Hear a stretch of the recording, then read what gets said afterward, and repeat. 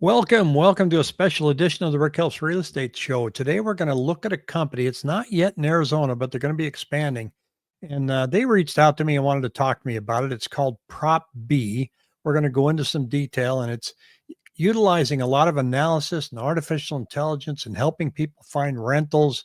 And even if you're not finding rentals, just the whole home purchase process. Anyway, it's an itch I need to scratch. I can't wait to dive into it. So, with that, we're going to introduce George Ellison with Propbee, and welcome to the show. All right, Rick. Hopefully, I can help you. Well, and you're in North Carolina now, as I understand it. Yes, sir. Charlotte, North Carolina. Been here for 20 some years. Wow, you got a nice place in the background there. I love that. So. Yeah, my wife ignored the budget, so we were twice over on budget and twice over on time. A really great story. So that makes 20 years ago. I'm almost over it. Oh man, okay. Well, so tell me, just kind of flying over at 30,000 feet, what is Propbee? Okay, Propbee is a site to help people invest in residential real estate. So we all know somebody who owns a house or two or three. Lots of people do it. There's the site, and we'll walk you through that in a second. And so people buy homes to rent them to other families, and it's a great source of income outside of your W-2. This is a site built for them, and it walks you through the whole process. But you can also use it, as you mentioned, for just buying a house and stopping when you get to the part where you're done with the rehabilitation of the home and you move in. Or you could get to that point. I'll walk you through an example of a house we just bought here in Charlotte to make sure everything worked. And we're going to try to sell it now. If we can't get the price we want, which I can lean on you to help me figure out what price to offer it at. A lot of your shows, you might have to counsel me a little bit on, George, you're coming in too hot. So we'll have to see what you think about the price. Even though I know Charlotte's not your market, but you're a numbers guy. You'll see how it looks. And so you can go through the whole process and flip it. If I can just walk through at a high level, kind of how this would be helpful. So myself and my team ran a public REIT and called Front Yard Residential. And so, as you know, the rental market is mainly probably 95% mom and pop, if I can use that phrase. But the institutional guys came in after 07, 08. You and I were just chatting about some of the charts you showed on foreclosures and whatnot. So after 07, 08, the number of homes that were, you could get on the courthouse stairs was just, phenomenal. So probably 09 through 11 or 12, the institutional guys came in and said, we could buy these houses, and why don't we become institutional property managers, institutional landlords? So everybody came in. Obviously Blackstone came in, and Apollo came in, and PIMCO came in, and Public Storage created a company that came in, and everybody, Barry Sternlicht, so all the people came in, and then over the next 10 years, it kind of obviously sorted out, and some people failed, and some people got absorbed into others, and we eventually were bought by a private equity firm in New York. So what those guys do every day, which we want to give away to the people that you talk to, who are investors, or as I said, potentially buyers, fixers, and flippers. What I did every day was, and we would buy in bulk, was my team would come to me and say, you'd come to me and say, hey, George, here's a package of 2,000 homes that is being sold, and it's in 3 different cities by usually another big institutional guy who, for whatever reason, wanted to get out of those homes. We would put a bid on those homes, and let's assume that we would get picked to start buying it. We would go through the financing of those homes. We would go through the inspection of those homes. We'd have to get insurance for those homes, close on those homes, fix those homes, and then list them for families to rent, and then take care of the family once they moved in. And the better you do at taking care of that family, the longer they stay. And you know enough about, even though the whole rental game isn't your thing, but you know that every time a family moves out, that's when you get hit with all your expenses. So the longer you can keep them happy, the longer you can keep them there, then you don't have to do this whole refurb when they move out. So you're actually aligned with the family. So the happier you keep the client, the longer they stay, the better the return. So if you think of that arc, which I'm going to walk you through on the site, so going from choosing financing, inspecting, insuring, rehabilitating, and renting. What we do on the site is we give that away. So if you have clients who say, Rick, I'm not coming to you to buy a house. I'm coming to you or your team because I want to buy a home for investment to rent. You say, okay, and real estate agents, this also, I'd be interested in your thoughts. I know folks who in Florida, a friend of mine has a big firm there. And when I said, what do you do when a client comes to you and says, I want to buy a house for investment? He's like, go talk to somebody else. I don't know how to do that. I don't do all the returns. And so he turns away business because he's not comfortable with that whole conversation. As you know, the mortgage is even different, right? You know, when you're buying a house, Yeah. it's all credit. When you're buying it for a rental, it's all, you know, what's the cash flow look like? Totally different financial institution is going to lend you the money. So the whole process is different. So I think real estate agents that you know and work with or work for you would say, hey, Rick, I turn away this business because it's kind of not my thing. And your answer is going to be, there's a site now that can help walk you through, and the agent will be involved. The agent will be the agent on the deal, but all those pieces will be provided to you. So you never have to leave the site. You say, and we're going to see this in a moment, you know, we're looking at a house. It's going to say, do you want to finance it? You know, do you want to buy this house? Yes. As soon as you hit it, up comes the screen, all those things I just listed. Do you need financing? Do you need an inspection? Do you need insurance? Will you need to fix it? And then do you want property management? And we walk you through that whole journey. So the concept is to make it one-stop shop. There are some people that are trying to do this with all the, you know, property technology companies that there are, as you know, but they'll say to you, hey, Rick, you want a mortgage? Here's Wells Fargo's website. Go talk to Wells Fargo. You know, here's this guy's website. Go link, you know, tap on that and start working on your inspection or whatever. This is all, we have all of those vendors connected behind the screen to you.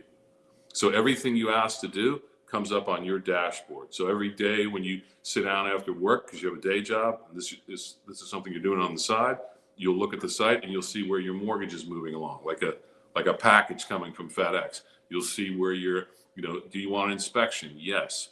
When's the inspection? You give it your credit card, you pick the inspections you want.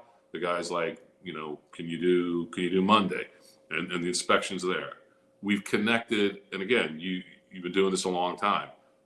Somebody comes to inspect a house and says, Rick, I think you're going to need to put $15,000 into this house. And then you buy it. And then the guy comes in who fixes it and says, Rick, I don't know who told you 15,000, but this is more like 50. So to avoid that, because remember, we did that at an institutional level. As I mentioned, we had 15,000 homes all across the country. So you need to make sure that the person inspecting it is actually scoping it. You know, you have to use that word. They're scoping the job and they're telling you what it's, so the person who does the actual work gives the pricing to the inspection guy. We have those connected. Those two firms work together. So when the guy says it's 15, when Rick shows up, it's 15. Now you might say, you know, how old's the roof? You know, like I want to put on a roof. Okay, Rick, that's up to you. If you think that'll help selling it, that's your call. But when you show up, so when I did this, it was 15,000. When we showed up, the crew came, it was 15,000. And then they made suggestions of what they thought, you know, again, you talked about this in one of your other shows, you know, it's got to be, you know, it's got to look really, really sharp. Like, so all the appliances worked. Everything in the kitchen worked. I took them all out. Because when you walk in now, and you'll see the pictures, when you walk in, you know, whoever cooks, you know, husband, wife, whoever, when they walk in, Rick, brand new kitchen, brand new, beautiful kitchen. And you know, bang, you know, she's going to say like, okay, this is a nice kitchen. I can spend a lot of time here, or him, you know, I cook a lot myself. So to me, I did a little bit extra. So I probably did on this house that was, we paid $315. They suggested 15 on the inspection report. We put in, I think, 30. And now we'll find out when I try to sell it, whether that was a good idea or a bad idea. We'll find out. So anyway, that's it. Well, good. Well, let's walk through this thing because I'm sure I'm going to have a lot of questions as we Sure. do it. So I'm driving the bus on my end. So tell me Right. what I need to do here. Okay, so what you do right at the top, it's going to ask you performance metrics, right? That little bar right there. So we'll get the address in a second. So it's asking you, now again, remember you're an investor in this instance. And so I'm going to click on that and it's going to say, what are you looking for? So what I always look for is, I'm assuming you're going to borrow money, Rick. So I want a levered return. And so click that. And then you have to do all three. So now go to what return. So when you think about it, I know renting, you know enough about real estate. What's the return you think you might want? 6, 8?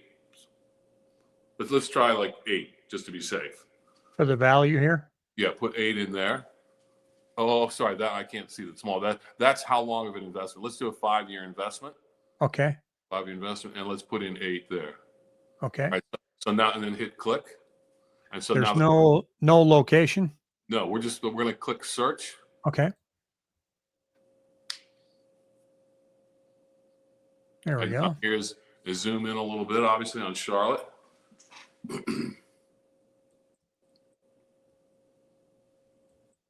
You go way down. We're going to go right down to neighborhoods. Go a little bit east. Yeah. There's downtown Charlotte. Keep going down. But everything that's, just say you're an investor. Everything that's on the MLS is on your screen. So it's too much. So just go to, anywhere north of Charlotte. Charlotte's obviously where all the dots are. Just keep going down, and you'll see that the number of houses in that little black box keeps getting smaller and smaller, because you're going to look at one little neighborhood. So keep going down further. Yeah. One more time. And here we are. Okay. So now in this area, this is showing you everything that fits what you just picked. Okay. Oh, okay. Okay. So go way down and let's pick a house. Just go way down and just click on one of them when you get down. So yeah, go deeper. Just pick anything. Okay. Well, I'm going to want to be close to the Lowe's Home Improvement Store. So let me get this one for $490. Okay. Double click on that. And there's your house. Okay. You double click on that, then we'll start looking at that house. Okay. Now here's that house. So how did we start? We picked a return you wanted. We picked what kind of return were you looking for, a leveraged annual return, and we picked 8%. So every home in Charlotte's MLS called Canopy is now at your fingertips. And so here on the landing page, remember this is more geared towards an investor, on the right are all the returns. So one of the most important things, and you know this, is cash flow. So do you want positive cash flow? Can you tolerate negative cash flow? Some people, as you know, want price appreciation, and they can take a little bit of negative cash flow because they know in 5 years, if they're in an area that they think is hot, like you show all your cities in your region and which ones are hot, which ones aren't. So if you're in an area, if you were in Arizona, you'd say, I want to pick a place where I'm pretty confident I'm going to get price appreciation, but George, I don't want to have negative cash flow. And let me just look at that. So your leveraged annual cash flow is negative 5,000. So you have a negative 5,000. If you don't borrow money, obviously you have positive cash flow. So now you kind of have a sense for, and then we just picked this house randomly. Sure. So, and then there's the purchase price, and everything is malleable. You can move that price up and down. You can say like, you and I are going to do a little investigating, but you can move the price up and down, the down payment up and down. We'll get to rent in a second. Now scroll down a little bit. There's your MLS description. You see that all the time. You can keep going. All right. So there's your house. That pin is your house. And you can see if you hit for sale, maybe we back out a little bit and see what else is for sale around there. Okay. So the yellow squares are, perfect. So that's everything. You talked about this in one of your shows. So now I want to see, I can check on those. So you were talking to, there was a woman who was in Arizona. You were talking to her. So you were talking about, how do I know where this house fits? So yes. I'm pretty sure Zillow has this, Rick, but this, you can click on every house. And I think that your point to her was you still got to go see the house, but we might want to be showing this to people in other parts of the country. We might want to be showing this to people, offshore who want to invest in the U.S. So we'll figure that out. Obviously, when you're in Charlotte, you're going to get in your car and go look at it. but this you can click on and see what every house that's similar to your house is for sale. You can also go up and click sold next to that other block up top, and bang, look at that. Okay. So that's, so like you were talking about, every show you do is about information and data, and guys, you got to know the numbers. This is, you can wear yourself out seeing, like, you want to know what's for sale and you want to know what's sold. I don't know, Rick, where you can find all of this. I'm sure you can find it in some sites, whether Redfin or Zillow has it, but we wanted to make sure that we had everything that everybody else had, but we also have some things that people don't have. So up top, if you scroll back up, because remember, we're talking to an investor. So this is a 4.3, and the suggested rent, I can't see that, is 2,000 what? Right there where your arrow is? Right there, monthly rent. Oh, 2,531. Okay, let's go back to the map, because you're a numbers guy. Let's unclick the sale stuff. Take that out and go over to for rent, just for rent, the first one, for rent. Okay, so now you can look at everything that's listed for rent, and you can click on every one of those and the house comes up, same MLS feed, and you can see how that rent looks vis-a-vis what we're suggesting using our modeling. I'll talk about that in a minute. We're saying to you, and this is what we did for a living. When you're a large institutional guy, Rick, the whole game is getting the rent right. I mean, it's that whether you own one or whether you own 15,000 like I did, you got to get that right.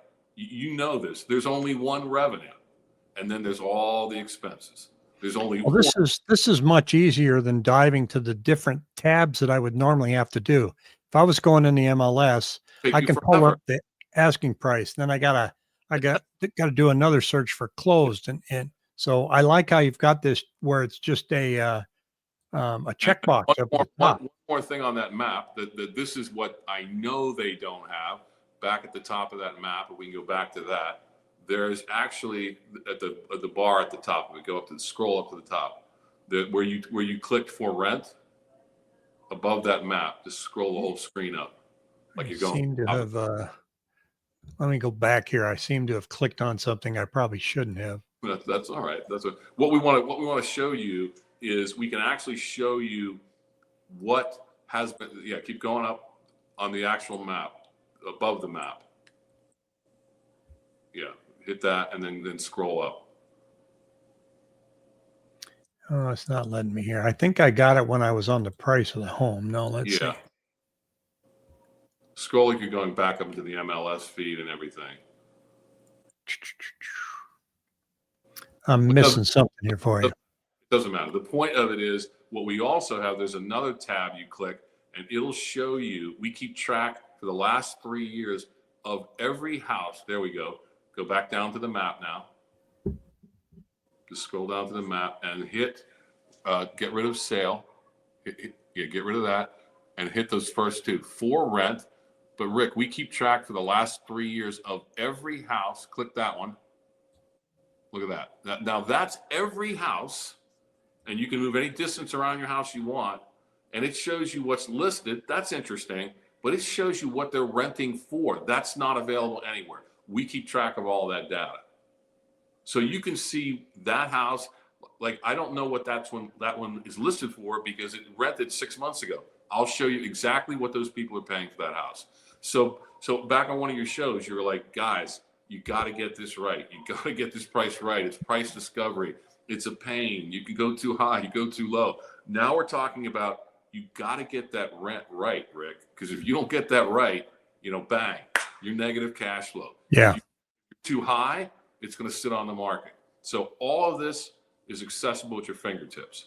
So let's look. Well, this is great. This is great for people too, because we do get a lot of people who say, well, I want to go get another house, but I want to rent mine. Mm-hmm. Now your house isn't for sale yet. It hasn't been listed. Big thing. A lot's been written about this because, again, I watched a lot of your shows. You're talking about rates and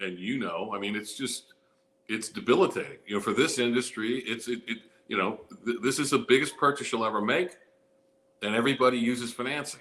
When they raise rates, we're not going to get into why or what all that stuff. But when they raise them, it just, it just shuts it down. And so now people can't sell because they're sitting on a 3.5 mortgage and they can't afford wherever it is today, 625, 640. Correct. Wherever. Yeah. They can't double their mortgage. So there's a lot's been written about the competitor to my old competitors is the homeowner. The homeowners are starting to put their homes up for rent because they can't sell it. And so now you're not even in that industry, and you look at each other and say, what the hell do we rent it for? I don't know. I do.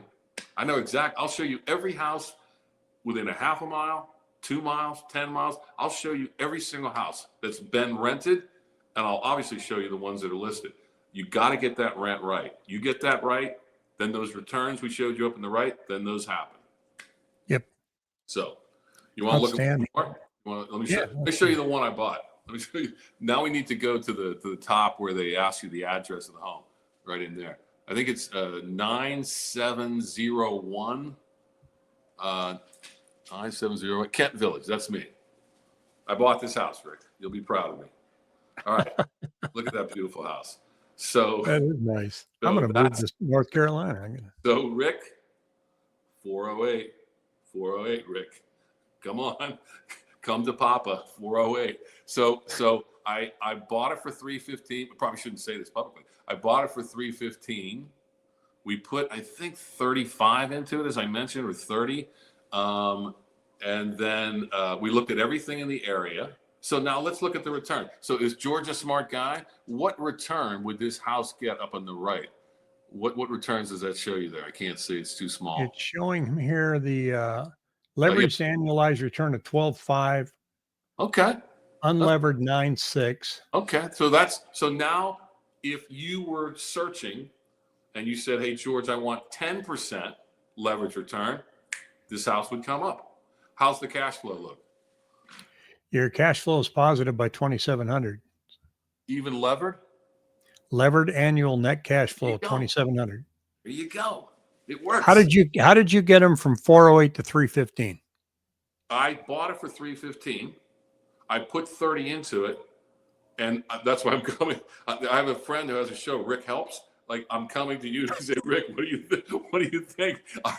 Rick, where did I get 408? Watch me.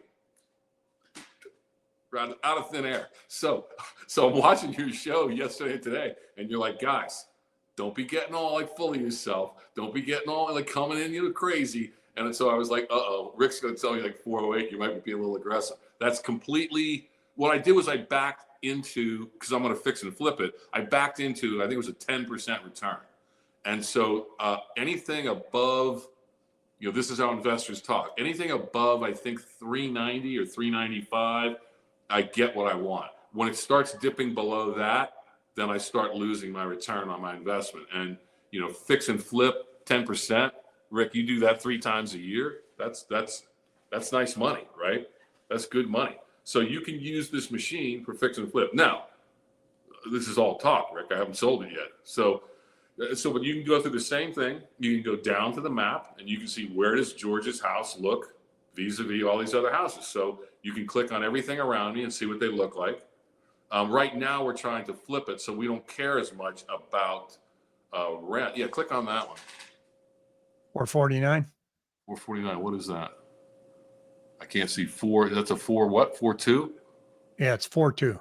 4.2, but it's a fair amount bigger. It's 20. Is it 2,200?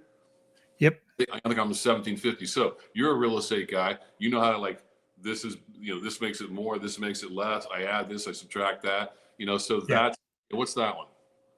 This one's 1,800 square feet, 3.2. Okay. Yeah, there you are. Now, what's that one offered for? 400 even. Okay. So now that tells me I'm not crazy, right? I'm not crazy. Now you can hit 4. These are also, I love watching you. You were so no BS, guys. So what you would say on one of your podcasts is, George, I don't care that it's offered for 400. He hasn't sold it for 400. He's offering it for 400, George. That doesn't mean anything. So let's go to sold. Let's click up in the corner, sold. Yeah. No. Right. We're just right above the map. Right there. Oh, that's right. Okay. Sold. Okay. Now look at that's where you get a glass of wine and you spend some time and you click on every one of these freaking houses and say, Okay. This one actually sold for 420. This one actually sold for 440. George, these 6 sold for 380, George, and they're bigger and they're all 3.3s. You're screwed, George. So everything is at your fingertips to lead you to making the right decision. Well, I just looked at some stats today because I'm getting ready to do a live stream in a couple hours, and there's this statistic out there that says list to sold ratio. Yeah, great. Well, here's the problem with that statistic. They're only comparing to the latest list price at the time that you got the contract. So Okay. I'm looking at this example here that I pulled up, and this person originally back in May listed it for $699,990. Okay. Then they lowered it. They get down here to August and they've lowered it to 565,000. Oh, And guess what? They got a contract for 565. No, they lowered it to 630,000 and they got a contract for 565. So they went down $69,000 before they finally got an offer, and the offer come in way lower. So the list price to sell price is not comparing 565 to the original price of 699. It's comparing it to 635. 30. Yeah, that's So not. it's not really a number Yeah, that means anything. that's to off me. by twice. That's off by twice as much. Yeah. Right? 700 to 630, 630 to 560 ish. So it's like, guys, no, excuse me, you lowered it 70,000, and then you sold it whatever. I'm just like 65,000 or whatever below that one. So it's actually twice as bad as you thought. So, but the neighbors are going, oh my God, they had to lower it by $60,000 to sell it. Oh, and they got $80,000 less than what they were asking for. Well, maybe they shouldn't have started at 699. Maybe it was only worth 600. Right. The market's not as bad as you think it is. It's Right. as bad as you see it is. Yes. I mean, you talked about this on one of your shows. Like, guys, it's you have to be realistic. You said I think the quote was, guys, it's not a bad market. There's plenty of buyers. You're putting it for the wrong price. Yeah. So you and I know that. I was reading stats on Charlotte this morning. I asked my guys to update me on stats in case you wanted to hear about Charlotte, which you really don't care in Arizona. But it was just the same thing you're probably seeing out there. There's the buyer seller leverage is starting to shift a little bit. It's starting to shift to the buyers, and if rates, we can talk about that in a second. But if rates start creeping down, and you and I are old enough to know when they go up fast, and when they come down really, really slow. So yeah. I know we got 25 basis points out of them. I don't know, Rick. I don't think we're going to be off to the races here. I mean, I think they're going to keep coming down, but I think people get a little ahead of themselves and are like, we're going to get another 100 basis points. Everybody just take it easy. That's not how they operate. Yeah. I don't know what jawboning is going on. That's not how it works. I caught when I was a young man, I caught the tail end of Paul Volcker, if you're old enough to remember that. And he pushed them. So did I. Yeah. To the moon. Yeah. But Rick, it took 8 years. You can go look at this. It took 8 years for that to go through the system. So I don't think that's going to happen. And not to open up all kind of windows, but I think this AI, you want to talk about, you can't turn on the TV with hearing about that, but cutting through all the BS, I think AI is long-term going to keep being help productivity. And so I think that's good, and it will allow people to, get the economy going. And I think that'll help people relax a little bit and say we can lower rates. And it's not going to, inflation's not going to come roaring back, because productivity could be a crosswind that's going to keep things cheaper and cheaper and cheaper. That's a macro comment, obviously, but sure. I think it's a good tailwind for rates coming down. I mean, if it wasn't for that, I think they would come down even slower. And you and I don't know when they're going to come down. But when that starts to happen, so as you talk to people in your, on your 5 o'clock or whatever, like, when's this thing going to turn? I'm telling you, these yields that are offered right now, if you have to borrow money, it obviously blows up, a lot of the math because the money's so expensive, as you talk about. But if you're talking to people who have money, these deals aren't going to be around when rates start coming down, Rick. When rates start coming down, they're all, like you say, they're out there waiting. They're out there waiting. And when rates start moving into the fives, things are going to get hot again, and the buyers are going to come raging back. And so I think for an investor, and again, my audience is more investors. If you have the financing, or if you don't have to borrow, 80%, if you can get to 50 or whatever, if you have capital to invest, and people that I'm talking to are investing capital, if you can stay away from that very pricey money right now, there's some really good deals out there. Well, tell me, let's go back here and show me how this all connects. You were talking about, Right. the inspection, the lending, and Pick out. Let's just pick out any house, and that one obviously. Actually, can we buy my house? Does it say? I think you have to log in to start buying. Yeah. So what happens next is hit buy this house. So you do all your work and say buy. So you'll have to log in here.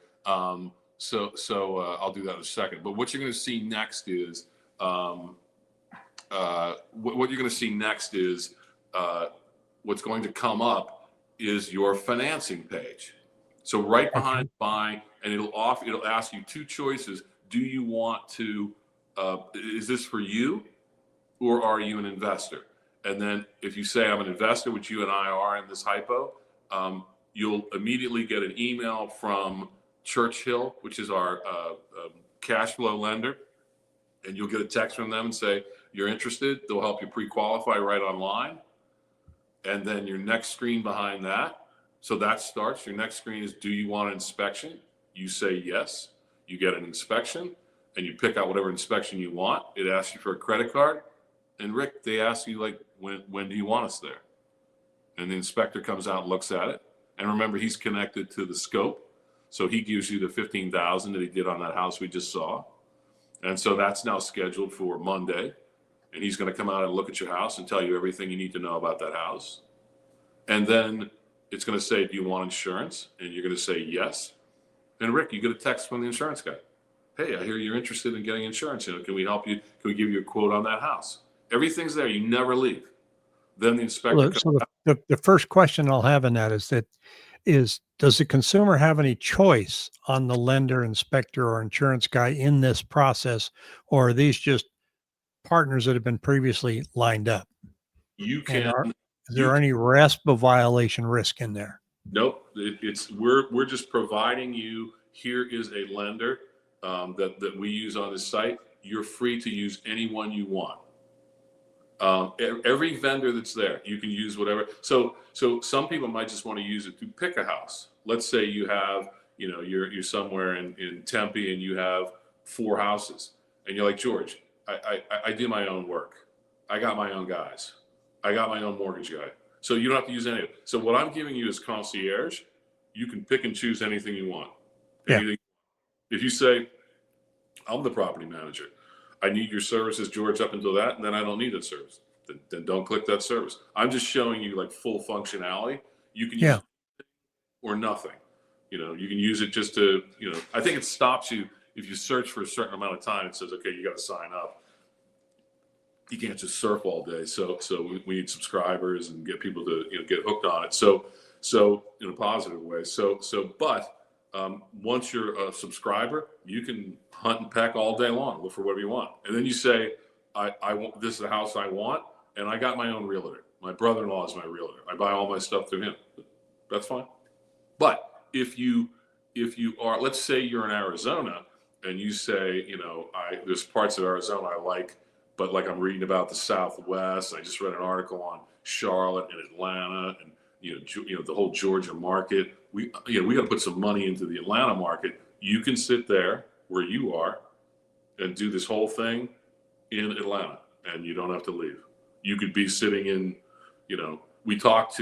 we're out looking to raise money now. We're talking to people in Latin America. They're like, can we buy houses? Because we'd love to get our money into residential housing in America. Safer market, safer currency. obviously there's all kind of turmoil down there in all those countries. And so currency is safe, inflation hedge, hard asset, United States, great currency, stable government. And so you could be sitting in another country and use this site. You could be sitting in Arizona.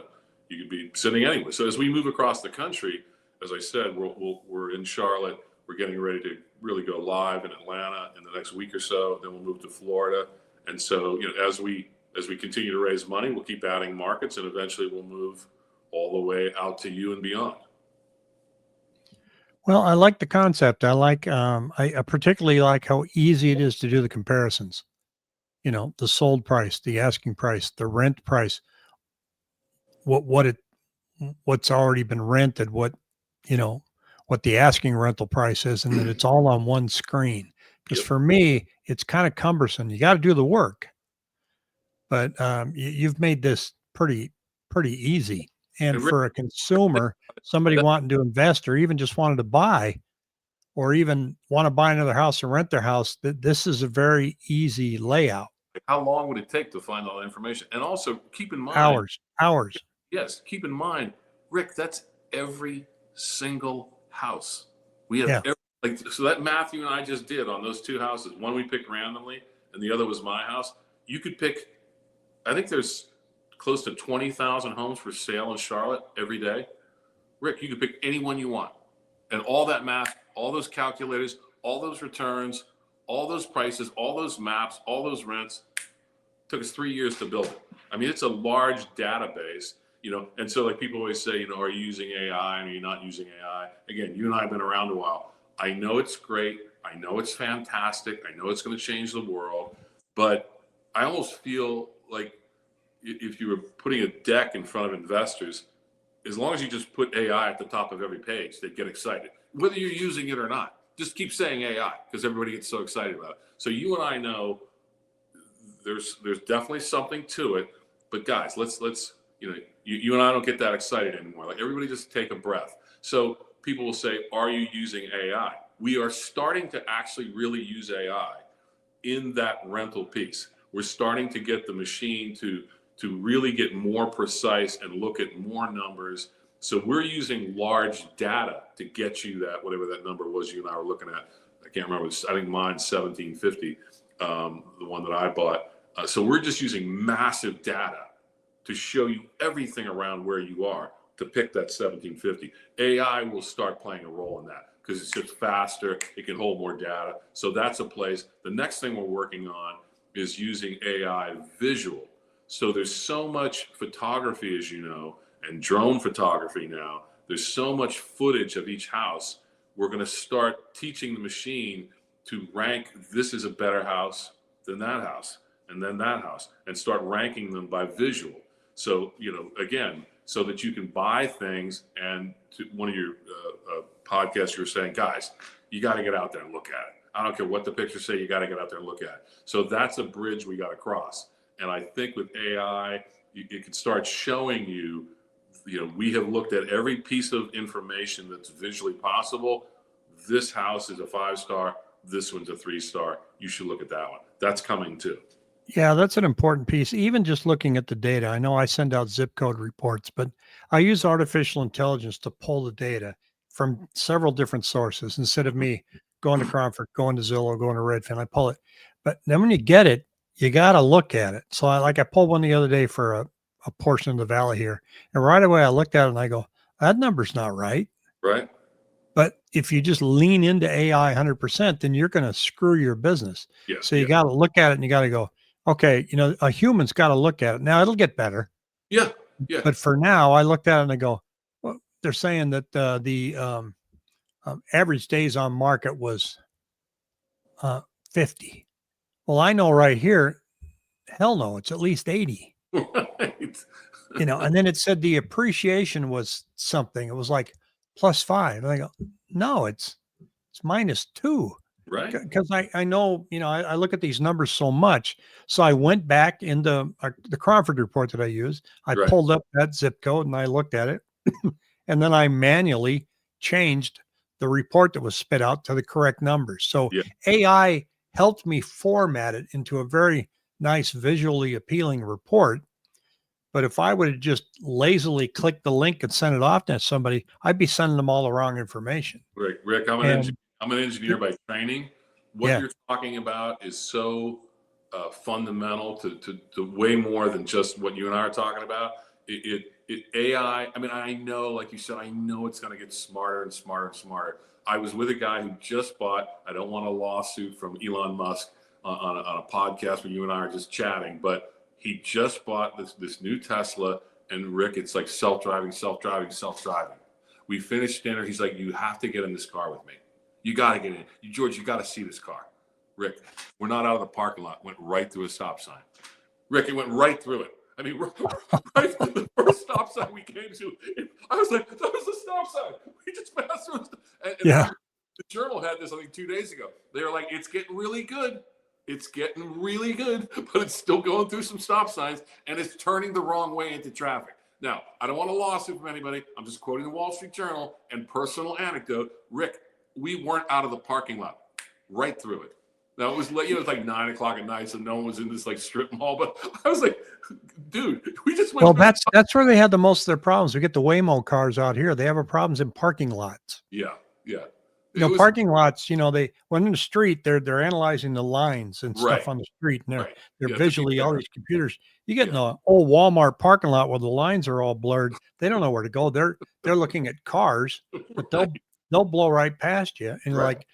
courtesy wise, you probably should have stopped, dude. Oh wait, there's nobody in that car. Right. And so Well, if you know anybody it's who's not there yet. if you know anybody who's a pilot, I mean, a massive amount of the journey is all computer driven. But when it comes to like going up and landing, you talk to pilots, there's a lot of times, particularly when it's a little windy, a little choppy, I'm going to turn the computer off. I think I'll do this one myself. Like, there's still going to be a need for humans. Everybody relax. There could be a lot of things that are mundane, just grinded out stuff, like you said, like gathering data. And yes, that could change, like, the workforce and whatever. You and I have seen this before as well. But there'll be other jobs that come up. The human, the human touch is still going to need to be there. There's still going to be a need for, when we do it, you made me think of it, like when we're going through a home, if you play around on the site, there's a part where you hit cash flow. And so you and I picked 5 years. So it'll give you the cash flow for 5 years of that revenue you and I picked, the rent, but all the expenses. Well, one of them is taxes. Rick, the amount you have to go through taxes per home with a person to say what was the real tax price for what was charged for taxes that year, and when is it going to go up next? So you got to, if Charlotte does every 8 years, I think, and you're 3 years into that, or let's say you're 5 years into that, I have to show you that in 3 years there's going to be a tax increase. You need to be thinking about that as an investor, and that stuff AI hasn't gotten to yet. That's still, sorry to say, that's still going to need a human being. Yeah, so they're just starting to crawl the web, and they're really good at pulling and compiling data. But so that saves me time. Yes. But you still have to know the market, and you have to be able to read it and say, is this spitting out pertinent information? Now, some people just absolutely abhor AI and think, oh, if agents are using AI, I'm not going to pay them any commission. Like, calm down. It's saving me time. Yes. It's helping me get into more I mean, you don't really want an agent to be spending most of their time making the report formatted correctly so you can read it. Correct. You want the agent to verify that the numbers that are inside of that are correct. Because I'm not a creative guy when it comes to, putting together a PowerPoint presentation or making a PDF document. My son is an animator and an artist. I can't even draw stick people. So don't count on me to get you a really nice looking presentation, but AI sweetens it way, and I get to tell it, change this, change that, and boom, boom, boom, it does it. And there was in engineering school, when you finished a long, and the tests were the more, the further you moved along your journey into sophomore, junior, senior, the test became much shorter questions, much more complicated. And so they'd be asking you something like, what's the speed of this, of this rocket or this ship or whatever? And you do all this math, and it would come out, and you'd say it's like 10,000 foot-pounds. And then you have to look at it and go, wait, they're asking me speed. I must have done something wrong. Like, you have to look at it at the end and say, to your point about you looking at that number and saying, wait a minute, that's not up 5%. That's down 2.3%. So it's like the question was, what is the speed of this, missile? What's the speed of this train? And you gave them an answer in like foot-pounds and force. Like, what? You clearly did something wrong. So you have to always look at the answers in engineering school. Does that answer make sense with what, how fast was it going? 1,000,000 miles an hour. Well, that can't be right. I must have missed something. So, as I said, I think there's always going to be, sorry to say Silicon Valley, but I think there's always going to need to be a human saying, does that make sense? Yeah, that makes sense. Yeah. Yeah. I think, real estate's going to change. It always does. It always will. It's, you have to stay on top of it. I mean, we're not flipping through books anymore. We're able to look at a house in North Carolina from Phoenix. We never used to be able to do that. And so those types of things I think are very, very helpful for the consumer and the investor. And those kind of things also speed things up, but you still have to, put your thinking cap on. And Right. especially when you're pricing locally, you have to, you can use AI to pull up all of this, but you still have to strategize and think, and you can't let the computer do it for you. And the medical profession is going to go through that too. They're going to be looking at pathology reports, putting it up, and everybody said, well, who's going to be liable for that? Well, the doctor, because it's, to me, AI is just another report that analyzed the pathology report, but you can also analyze it yourself. Now, I got an MRI that came out this week, and I took the results from the MRI and I uploaded to ChatGPT and said, explain this to me.